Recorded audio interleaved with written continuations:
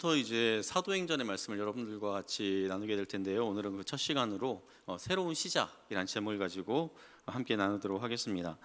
얼마 전에 제가 아내와 함께 영화를 보러 갔었어요. 톰 크루즈 주연의 탑건 매버릭이라는 그런 영화였습니다. 그러니까 비행기가 움직이는데 화면에서 이제 막 비행기가 움직이면 이 좌석이 막 이렇게 흔들리더라고요.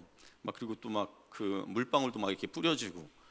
그래서 좀 정신이 없긴 했지만 그래도 큰 화면을 통해서 이렇게 보니까 그 전투기끼리 이렇게 전투하는 장면은 정말 압권이다라는 그런 생각을 하게 되었습니다. 왜 제작자인 톰 크루즈가 이번 코로나 시국에도 불구하고 넷플릭스와 같은 그런 OTT 매체를 통해서 이 영화를 공개하지 않고 20몇 개월을 이렇게 기다렸다고 해요. 그렇게 기다렸다가 극장을 통해 개봉했는지를 알 수 있겠더라고요. 영화 촬영 당시 지금은 그가 60이 넘었지만 50대 후반일 때에 그 영화를 이제 촬영한 것 같은데 50대 후반임에도 불구하고 비행기 조종사로서의 톰 크루즈의 그 연기는 굉장히 매력적이었습니다. 자, 그런데 이 영화는 36년 전 20대의 톰 크루즈가 연기했던 탑건의 후속작이라고 그렇게 할 수 있습니다. 당시 저는 이제 중학생이었었는데요. 저는 이 영화를 보진 못했지만 이 영화가 대성공을 거두면서 톰 크루즈는 헐리우드 최고의 스타로 그렇게 발돋움할 수 있는 그런 계기가 되었다고 합니다. 탑건뿐만 아니라 스타워즈라든지 해리포터와 같은 그런 영화도 첫 작품이 이렇게 히트를 치면 그 후속작들이 꾸준히 만들어져 나오는 것을 볼 수 있죠. 사실 성경에도 이런 후속작처럼 보이는 그런 책들이 있어요. 성령의 감동을 받아서 이제 모세가 쓴 창세기, 그 창세기 이후에 출애굽기, 레위기, 민수기, 신명기 이렇게 모세의 오경이 그 시간의 어떤 흐름에 따라서 또 이렇게 쭉 연결되는 것을 보죠. 신약 성경에도 보면 고린도전서가 있고 고린도후서가 있습니다. 또 디모데전서가 있고 디모데후서가 있는 것처럼 어떤 그 교회나 어떤 개인에게 편지를 이렇게 보낼 때 한 분만 이렇게 보내는 것으로 끝나지 않고 필요에 따라서는 또다시 편지를 보낸 경우가 있습니다. 자, 그런데 오늘부터 우리가 함께 나누게 될 이 사도행전 역시 후속작의 성격을 띈다라는 거예요. 그럼 어떤 책의 후속작일까요? 오늘 본문 1절 말씀 같이 한번 읽어보도록 하겠습니다. 데오빌로여, 내가 먼저 쓴 글에는 무릇 예수께서 행하시며 가르치시기를 시작하심부터. 여기 보니까 이 사도의 행전이 데오빌로라는 그런 사람이 읽도록 쓰여졌다라는 것을 알 수 있습니다.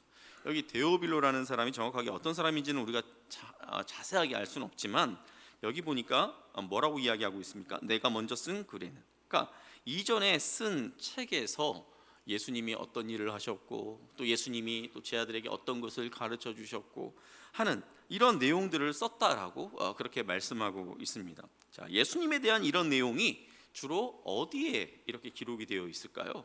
예수님이 하신 일들, 예수님이 제 아들에게 가르치신 내용들, 이러한 것들이 주로 어디에 많이 이렇게 있습니까?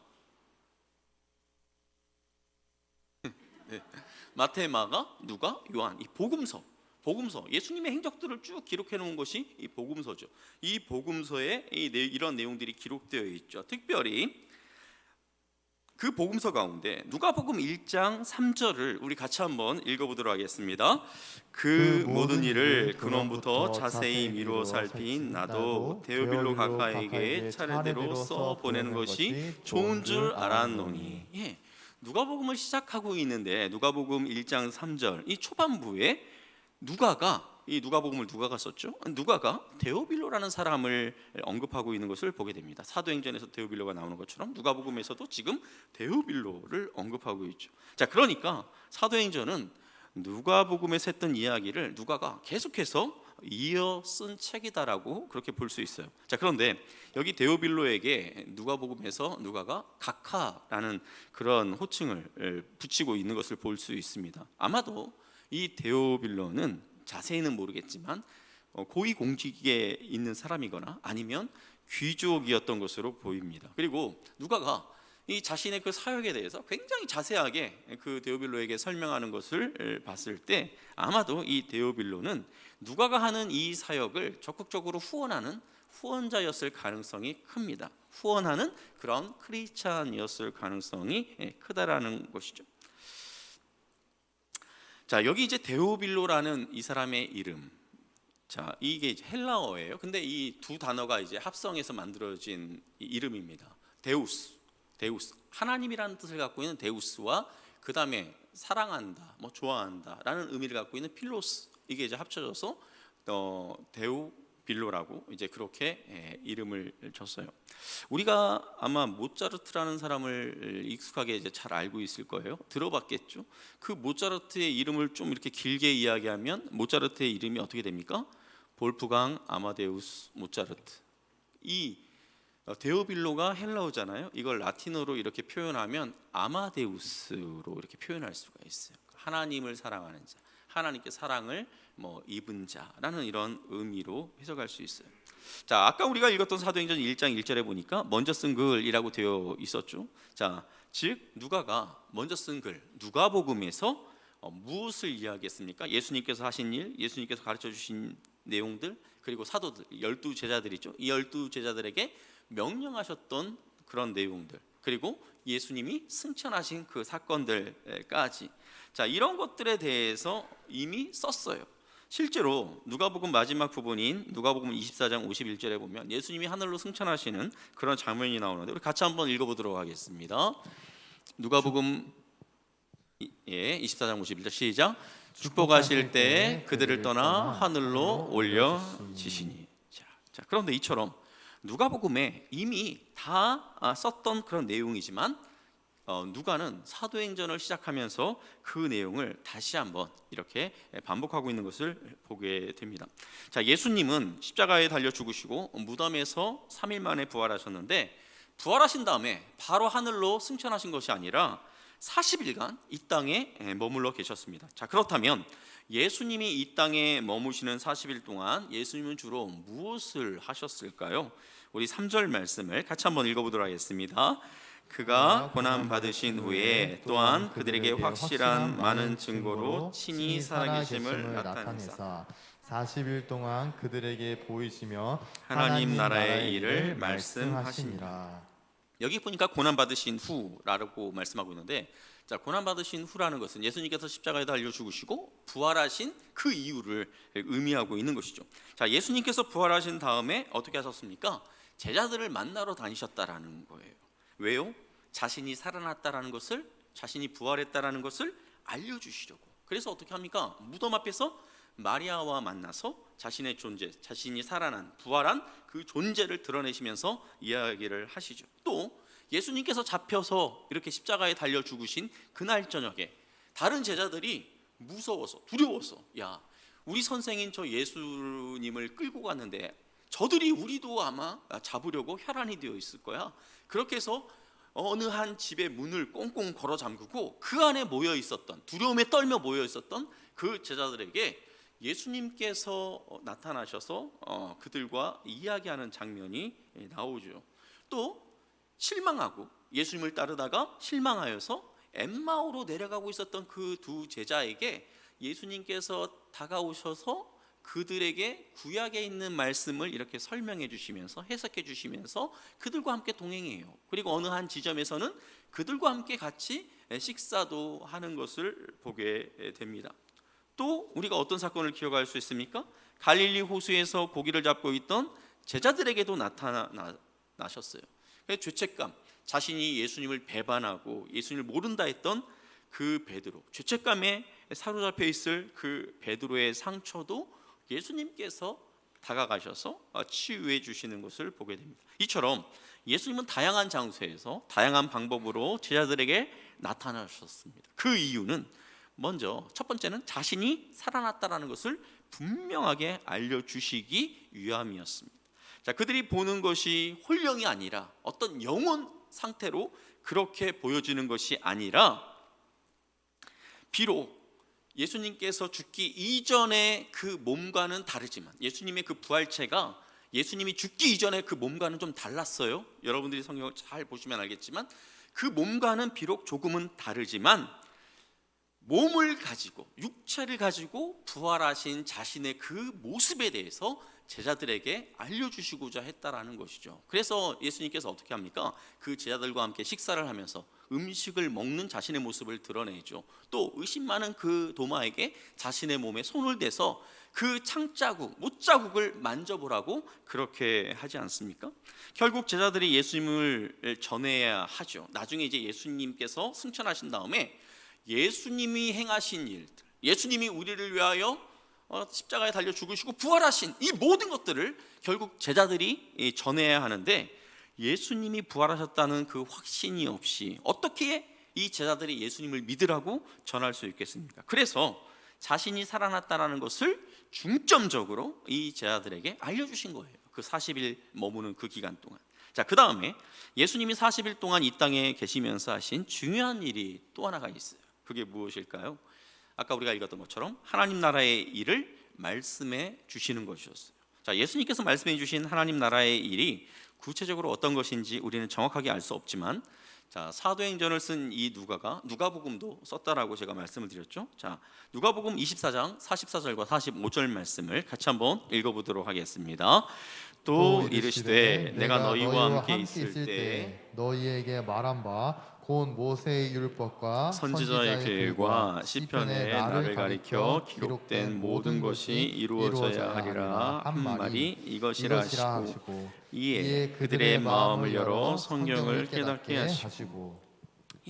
사실 예수님께서 십자가에 달려 죽으시기 전에 제자들에게 앞으로 자신에게 일어날 그 일들에 대해서 예수님께서는 누차 그렇게 말씀해 주셨어요. 그렇게 말씀해 주셨지만 그때 제자들은 예수님께서 하시는 그 말씀이 도대체 뭘 의미하는지 제대로 알지 못했어요. 아니, 아는 거는 고사하고 감도 제대로 잡지 못하고 있었습니다.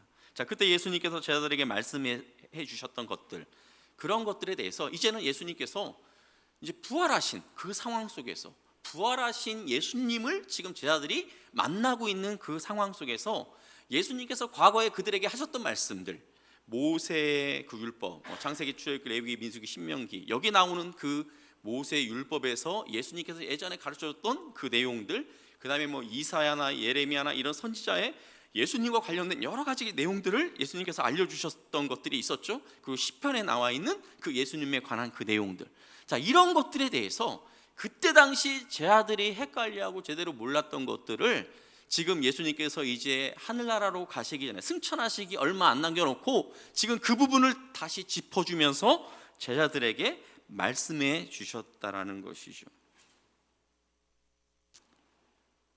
자, 예수님께서 승천하실 때까지만 해도 그때 우리가 갖고 있는 이 신약 성경이 있었을까요? 신약 성경이 없었어요. 예수님께서 승천하시고 난 다음에 신약 성경은 한 30년이 지나고 나서야 이렇게 기록되기 시작했어요. 그러니까 예수님께서 승천하실 때 이들이 가지고 있는 성경책이라고는 구약 성경이 전부였어요. 그러니까 구약 성경에 나타나 있는 중요한 그런 부분들을 지금 예수님께서 제자들에게 가르쳐 주셨다라는 거예요. 자, 이렇게 예수님께서 제자들에게 자신이 살아났다는 것도 확실하게 알려주셨겠다. 자, 그리고 구약의 말씀들이 의미하는 것, 특별히 예수님이 죽으시고 3일 만에 부활하신 것이 무엇을 뜻하는 것인지, 그것들도 이 제자들이 다 알았다면, 자, 지식적으로도 다 알았고, 그리고 예수님께서 죽은 지 3일 만에 다시 살아나신 그 부활체의 모습도 지금 제자들이 경험을 했어요. 자, 그러면 이제 예수님께서 그 제자들에게, 자, 이제 내가 나의 부활과 또 너희들이 깨닫지 못했던 것들을 지금 내가 너희들에게 알려줬으니까 이제는 너희들이 이제 밖으로 나가서 흩어져서 세상 사람들에게 내가 죽었다가 다시 살아났다, 이것을 그들에게 알려줘라, 이렇게 말씀하실 법한데 예수님께서는 그렇게 말씀하시지 않으셨어요. 그럼 예수님께서 이렇게 말씀하시는 대신 뭐라고 이야기하셨는지 우리 4절 말씀을 같이 한번 읽어보도록 하겠습니다. 사도와 함께 모이사 그들에게 분부하여 이르시되 예루살렘을 떠나지 말고 내게서 들은 바 아버지께서 약속하신 것을 기다리라. 여기 보니까 예수님께서 그들에게 분부하여 이르시되, 여기 이제 분부하다라는 것은 파랑겔로라는 그런 헬라어 단어인데요, 명령한다라는 의미를 갖고 있어요. 명령한다, 분부했다. 예수님께서 분부했다. 그러니까 예수님께서 그 제자들에게 명령했다. 자, 예수님이 무엇을 명령했을까요? 예루살렘을 떠나지 말고 아버지께서 약속하신 그것을 기다리라. 자, 그렇다면 예수님이 말씀하시는, 하나님 아버지께서 약속하신 그것이 도대체 무엇일까요? 우리가 이제 뒤에 보면, 이제 5절 말씀에 보면 그 예수님께서 말씀하신 것이 성령이라는 것을 우리는 알 수 있습니다. 그런데 예수님은 이 성령에 대해서, 성령 하나님에 대해서 이번에만 말씀하신 것이 아니에요. 예수님께서는 자신이 십자가의 길을 가시기 전에 누차 계속해서 여러 번 그 성령님에 대해서 말씀하셨습니다. 자, 우리 그 중에서 요한복음 14장 26절 말씀을 같이 한번 읽어보도록 하겠습니다. 보혜사 곧 아버지께서 내 이름으로 보내실 성령, 그가 너희에게 모든 것을 가르치고 내가 너희에게 말한 모든 것을 생각나게 하리라.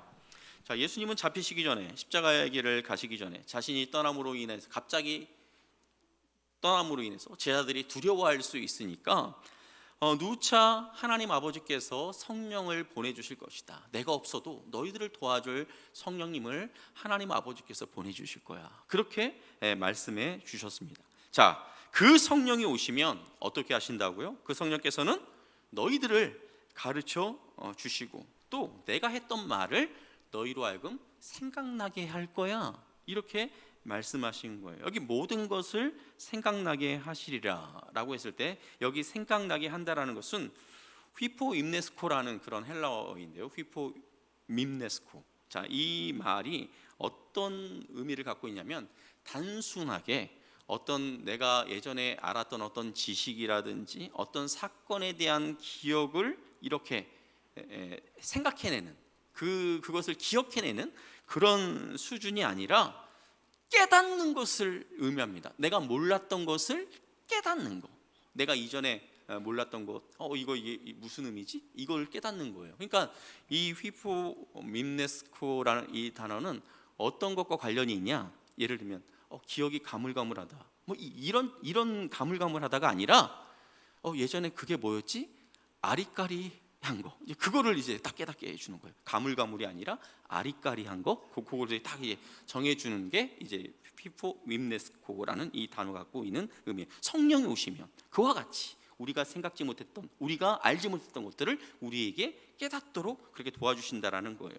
자, 예수님은 자신이 확실하게 죽음을 이기고 육체를 가지고 부활하셨음을 제자들에게 알리심과 동시에 그 제자들에게 하나님 나라의 일을 말씀해 주셨어요. 그렇지만 그것으로 충분하지 않았습니다. 사실 이전에도, 예수님께서 죽기 이전에도, 십자가에 달려 죽으시기 이전에도 제자들은 예수님을 따라다니면서 예수님께서 행하신 놀라운 일들, 기적들을 엄청나게 많이 경험했어요. 예수님을 따라다니면서 그 주워 들은 말씀이 엄청나게 많아요. 자, 그리고 그들은 예수님이 하나님의 아들이라는 것도 그들이 고백했어요. 예수님이 죽으시기 이전에. 자, 그러나 어떤 일이 벌어졌습니까? 두려움의 순간이 그들에게 찾아왔을 때, 예수님이 잡혔을 때 그들이 어떻게 합니까? 다 예수님을 버려두고 또 예수님을 부인하고 다 도망가지 않았습니까? 자, 이것을 통해서 우리는 무엇을 발견하게 됩니까? 우리는 하나님이 우리의 인생 가운데 어떤 기적을 보여주시면 내가 평생 하나님을 신실하게 따를 수 있을 것이다, 그렇게 생각하지만 우리는 우리가 경험한 기적과 우리가 갖고 있는 어떤 지식만으로는 하나님을 온전히 섬길 수 있는 그런 존재가 아니라는 거예요. 우리가 가지고 있는 어떤 지식, 내가 경험한 어떤 기적, 이것만 가지고 우리는 예수님을 온전히 따를 수 없다라는 거예요.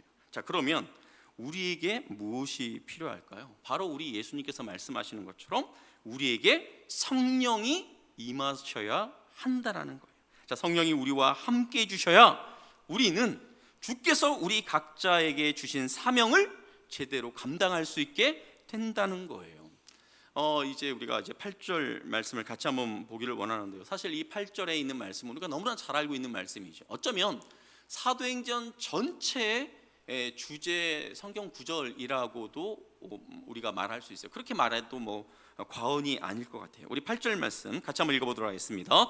오직 성령이 너희에게 임하시면 너희가 권능을 받고 예루살렘과 온 유대와 사마리아와 땅끝까지 이르러 내 증인이 되리라 하시니라. 예, 그 성령이 임할 때까지 기다려라. 그 성령이 너희에게 임하시면 너희가 권능을 받고, 예수님께서 그렇게 말씀하고 있죠.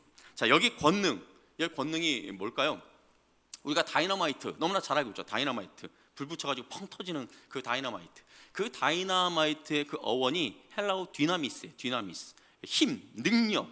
이게 바로 이 디나미스라는 그런 단어인데, 자, 우리에게 성령이 임하게 될 때 이 디나미스, 힘과 능력을 받게 된다라는 것입니다. 그래서 성령의 그 능력으로 말미암아 우리가 예수님의 증인으로서의 그 삶을 살아갈 수 있게 된다라는 거예요.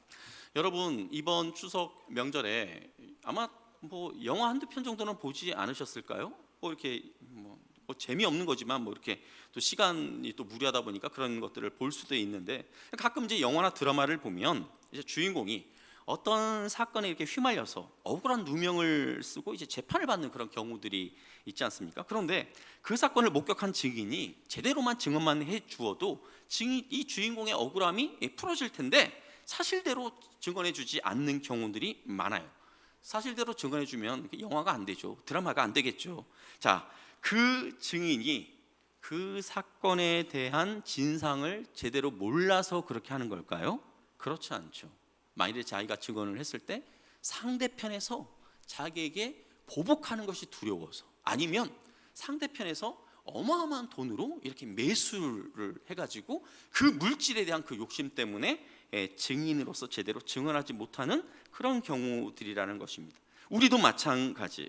단지 예수님을 안다고 우리가 예수님을 제대로 전할 수 있는 게 아니라는 거예요. 우리를 두렵게 하는 것들, 우리를 막아서는 것들을 이겨낼 수 있는 강력한 힘이 필요한데, 그 힘이 어디로부터 온다고요?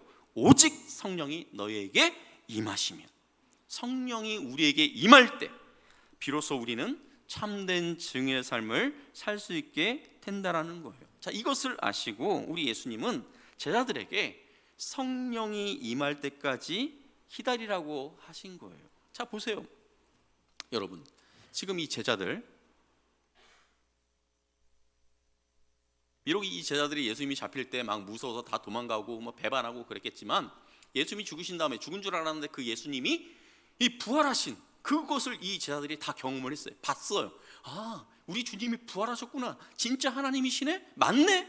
그리고 예수님께서 예전에 가르쳐줬던 그 이제 말씀들, 예전에 이게 아리까리 했던 것들을 지금 예수님께서 오셔가지고 말씀을 이렇게 가르쳐 주셨잖아요. 그래서 하나님 나라의 그 말씀 일들을 이 제자들이 이제 배우게 됐어요. 그러면 이 놀라운 일들을 이 제자들이 경험하게 되었을 때 이 제자들의 마음 가운데는 굉장히 벅차오르는 뭔가가 있었을 거예요. 비록 나아가서 두렵긴 하지만 그래도 자신들이 경험한 이 벅찬 것을 밖에 나가서 막 이야기하고 싶은 그런 마음이 있지 않겠습니까? 자, 그런데 이러한 제자들의 마음을 예수님께서 누르고 있는 거예요. 워 이렇게 하면서 누르고 있는 거예요. 성령이 너희에게 임할 때까지 기다려야 돼. 너희들 지금 자신 있어야지. 그런데 밖에 나가서 너희들끼리 설치다가 어려움이 당하면 그 어려움 너희들 이겨내지 못해. 기다려야 돼. 성령이 너희들에게 임할 때까지 기다려야 돼. 지금 그렇게 예수님께서 말씀하고 있는 거예요. 자, 우리 예수님도 어떻습니까? 그분은 하나님이셨어요. 자, 그런데 예수님이 처음 그 사역을 시작하실 때를 한번 생각해 보세요. 그 예수님께서 그냥 다짜고짜 나가서 그 제자들 모으고 사람들 고치고 귀신 쫓아내고 그랬습니까? 먼저 어떻게 했어요? 세례 요한에게 찾아가서 성령을 그 세례를 받죠. 요단강에서. 그때 어떤 일이 벌어집니까? 하늘이 열리고 하늘에서 성령이 예수님에게 임하시는 놀라운 그런 광경이 벌어집니다. 우리가 이제 뭐 잘못 이해하시는 분은 예수님에게 막 세례가 임할 때 막 비둘기들이 막 날아다니고 이거 생각하는데, 비둘기 같이 임한 거지 비둘기들이 날아다닌 것 아니에요. 그러니까 비둘기의 그 형상과 같은, 날아다니는 그 형상과 같은 그런 모습으로 성령이 예수님에게 임하였어. 그리고 나서 예수님께서 비로소 자신의 사역을 시작하고 있는 것을 보게 됩니다. 그러니까 예수님조차, 하나님이신 그분조차 성령이 그에게 임하신 후에 자신에게 주어진 사역을 감당하고 계시는 것을 보게 됩니다. 오늘 우리가 다루고 있는 사도행전 1장은 아직 예수님께서 약속하신 성령이 제자들에게 임하지 않았어요. 자, 아직 성령을 경험하지 않은 그 제자들이 무엇에 관심을 두고 어떤 생각을 하고 있는지 우리 6절 말씀을 같이 한번 읽어보도록 하겠습니다. 그들이 모였을 때 예수께서 여쭈어이르되 주께서 이스라엘 나라를 회복하심이 이때니까. 아니. 예. 예수님이 한참 하나님 나라의 일을 이야기하시고 또 성령을 기다리라고 그렇게 말씀하고 있는데, 지금 이 제자들은 이스라엘 나라의 그 회복을 지금 생각하면서 그것에 대해서 지금 물어보고 있는 것을 보게 됩니다.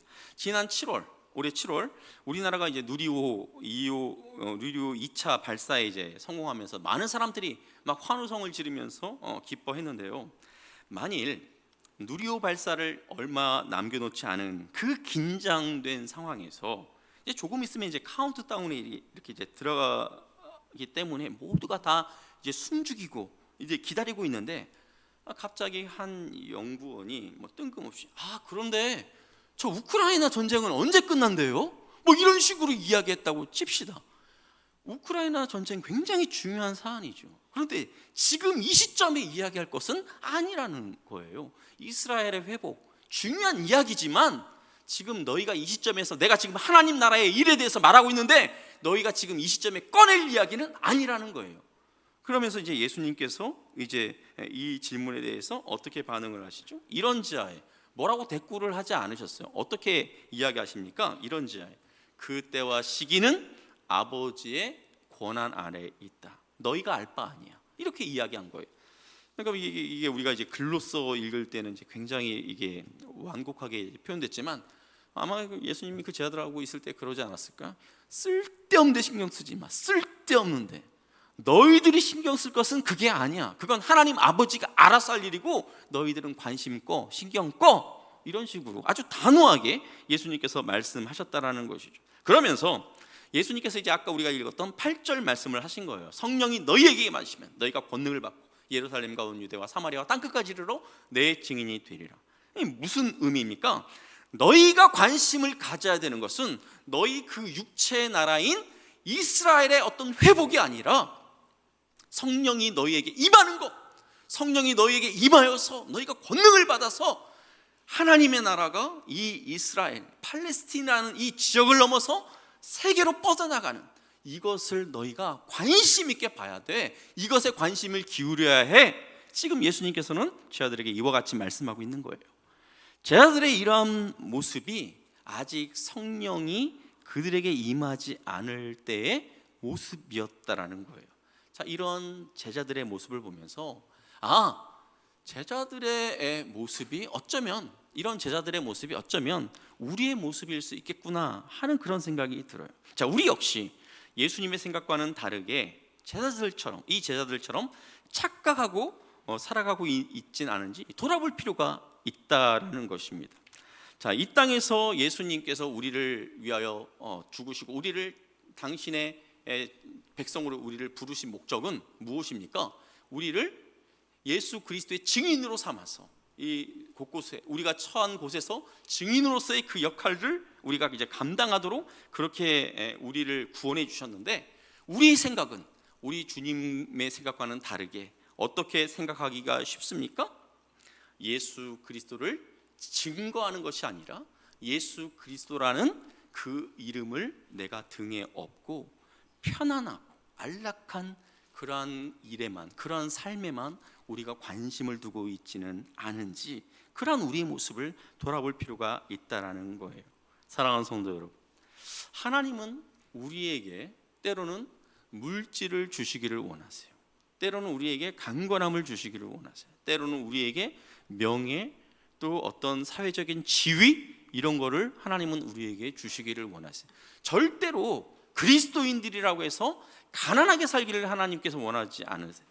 그리스도인이라고 해서 모든 세상에 있던 어떤 힘과 권력을 다 포기하고 살기를 하나님께서는 원하고 계시지 않으세요. 자, 그럼 하나님께서 우리에게 기대하는 것은 무엇입니까? 하나님은 우리에게 물질도 주실 수 있고 또 힘도 주실 수 있고 우리에게 자녀도 주실 수 있고 우리에게 건강도 주실 수 있는데, 하나님께서 그것을 우리에게 주실 때 하나님의 생각은 무엇일까요? 우리가 이 땅에서 예수 그리스도의 증인으로 살아가면서 우리에게 주어진 그 부와 명예와 힘과 우리의 어떤 그 건강과 이 모든 것을 마치 전쟁할 때 쓰는 총알처럼, 전쟁에 우크라이나가 전쟁할 때 그들에게 막 보급품이 막 지원되는 것처럼 하나님께서는 우리에게 그것을 보급품으로 주셨는데, 우리가 하나님께 그것을 받을 때에는 우리가 어떻게 받는다라는 거예요? 우리의 욕망을 채우기 위한 자랑거리로 받을 때가 많다라는 거죠. 이게 아니다라는 거예요. 하나님께서 우리에게 우리가 누릴 수 있는 것들을 다 주시지만 이것은 하나님께서 우리에게 총알로 주시는 거지 우리의 교만과 우리의 욕망을 채우는 자랑거리로 주시는 것이 아님을 꼭 기억하실 수 있기를 바랍니다. 결국 예수님은 제자들에게 땅끝까지 이르러 자신의 증인이 되라고 말씀하시고는 그들이 지켜보는 가운데서 하늘로 올라가셨습니다. 승천하셨습니다. 예수님께서 누차 말씀하셨지만 그러한 일이 실제로 자신들의 눈앞에서 벌어지는 그 광경을 보면서 아마 이 제자들은 어안이 벙벙했을 거예요. 아마 놀란 입을 다물지 못하는 그런 제자들도 있었을 것입니다. 그때 흰옷을 입은 두 사람, 아마 천사겠죠. 그들이 제자들을 향해서 이렇게 이야기합니다. 우리 11절 말씀을 같이 한번 읽어보도록 하겠습니다. 이르되 갈릴리 사람들아 어찌하여 서서 하늘을 쳐다보느냐. 너희 가운데에서 하늘로 올려지신 이 예수는 하늘로 가심을 본 그대로 오시리라 하였느니라. 이 천사들이 뭐라고 이야기하는 겁니까? 왜 하늘만 바라보며 그렇게 멍 때리고 있어? 승천하신 너희의 주 예수는 너희가 본 그대로 다시 오실 거야. 자, 그러니까 이 천사들이 말하는 그 의도는 무엇입니까? 어떻게 하라는 거예요? 예수님이 올라가신 그 하늘만 쳐다보면서 멍하니 있지 말고 예수님께서 너희들에게 명령하셨던 것, 그것들을 바로 시작하라는 의미예요. 자, 이전에도 예수님은 제자들에게 지금 이 순간을 염두에 두시면서 여러 차례 말씀하시지 않았습니까? 여러분 아마 기억하실 거예요. 자, 성경에 보면 그 어떤 임금이, 어떤 주인이 다른 나라로 가면서 어떤 종에게는 1달란트, 어떤 종에게는 2달란트, 어떤 종에게는 5달란트 이렇게 맡겨놓고 갔다가 나중에 돌아와서 이 주인이 그 종들과 결산하는 그러한 모습을 우리가 보지 않습니까? 또 어떤 주인이 10명의 그 종들에게 각각 한 문화씩 쭉 나눠준 다음에 잘 그걸 가지고 사용하라 그렇게 해놓고 떠났다가 다시 와서 그 한 문화씩 나눠줬던 그 종들과 결산하는 그런 이야기도 우리가 성경에서 볼 수 있어요. 자, 이처럼 우리 예수님도 지금 하늘로 올라갔지만 그가 비유로 제자들에게 말씀하신 것처럼 다시 오셔서 맡겼던 것들에 대해 결산하실 거라는 거예요. 자, 그래서 제자들이 천사들의 말을 듣고 어떻게 합니까? 우리 사도행전 1장 14절 말씀을 같이 한번 읽어보도록 하겠습니다. 여자들과 예수의 어머니 마리아와 예수의 아우들과 더불어 마음을 같이하여 오로지 기도에 힘쓰었다. 이 제자들이 그 예수님이 승천하신 이후에 예수님을 따르던 여자들, 특별히 예수님의 어머니 마리아와 그 형제들과 함께 더불어서 기도에 힘을 쏟았다라고 그렇게 말하고 있어요. 이들이 무슨 기도를 했을까요? 예수님께서 약속하신 그 성령을 빨리 보내달라고. 결국 나중에 이제 우리가 2장을 통해서 우리가 볼 수 있겠지만 한 열흘 정도 시간이 지난 다음에 성령이 이제 그들에게 임하는 것을 보게 됩니다. 지금 제자들은 예수님이 자신들을 떠나가시지만 그들은 예수님이 약속하신 그 성령을 기다리면서 또 그 성령과 함께 새로운 시작을 한 것입니다. 사랑하는 성도 여러분, 지금 여러분은 누구와 함께 일하고 있습니까? 여러분은 지금 누구와 함께하고 있습니까? 저와 여러분에게도 예수님께서 증인으로서의 사명을 주셨다라는 것을 꼭 기억하시기를 바랍니다.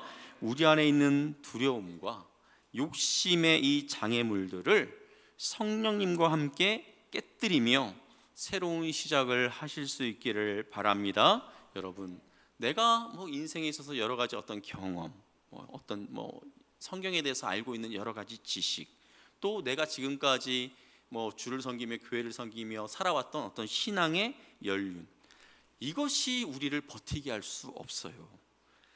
삶에서 일어난 어떤 기적이 우리가 끝까지 예수님만 바라보며 달려가도록 그렇게 만들 수 없다라는 거예요. 무엇이 우리로 하여금 예수님만 바라보며 끝까지 달려가게 만들 수 있습니까? 오직 성령이 너에게 임하시며 성령이 우리 안에 임하실 때, 성령을 우리가 의지할 때 그 성령께서 우리가 하나님의 말씀을 온전히 깨달아 알게 하실 뿐만 아니라 그 하나님의 뜻을 분별하여서 그 뜻 앞에 순종할 수 있는 힘과 능력을 저와 여러분들에게 주시는 줄 믿으시기를 바랍니다.